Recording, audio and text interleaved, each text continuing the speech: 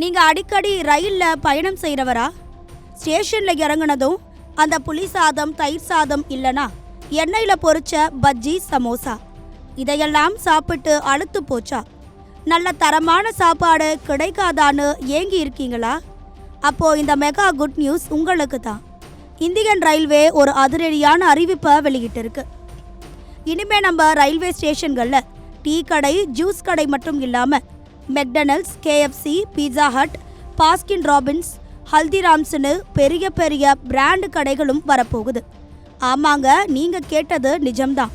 தெற்கு மத்திய ரயில்வேயோட கோரிக்கையை ஏற்றுக்கிட்ட ரயில்வே வாரியம் இந்தியா முழுக்க இருக்கிற எல்லா ரயில்வே மண்டலங்கள்லையும் இந்த மாதிரி பிரீமியம் பிராண்டட் கடைகளை திறக்க அனுமதி கொடுத்துருக்கு. இனிமே நீங்கள் அவசரமாக பஸ் ஸ்டாண்டுக்கு ஓடி பர்கர் வாங்கிட்டு வர வேண்டியதில்லை.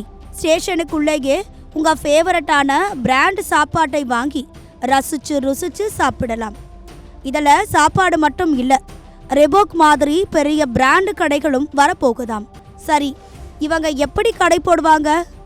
சும்மா யார் வேணும்னாலும் கடை போட்டுற முடியாது. இதுக்காகவே ஆக்ஷன், அதாவது ஆன்லைன் ஏலம் மூலமாக தான் கடைகள் ஒதுக்கப்படும்னு ரயில்வே சொல்லியிருக்கு. 5 வருஷத்துக்கு லைசன்ஸ் கொடுப்பாங்க. இந்த செய்தி வெளியானதும் பங்கு சந்தையில் என்ன நடந்தது தெரியுமா?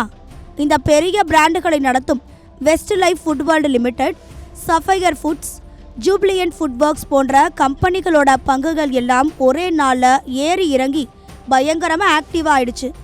இந்த ஒரு அறிவிப்பு ரயில் பயணிகளுக்கு மட்டும் இல்லை, முதலீட்டாளர்களுக்கும் ஒரு பெரிய செய்தியாக அமைஞ்சிருக்கு. மொத்தத்தில் இனி இந்திய ரயில் பயணங்களில் சாப்பாடு பிரச்சனைக்கு ஒரு பெரிய தீர்வு கிடைக்க போகுது. இந்த மாற்றம் பற்றி நீங்கள் என்ன நினைக்கிறீங்க? உங்கள் ஊர் ஸ்டேஷனில் எந்த பிராண்டு கடை வரணும்னு நீங்கள் ஆசைப்படுறீங்க? மறக்காமல் உங்கள் கருத்துக்களை கமெண்ட்டில் சொல்லுங்கள்.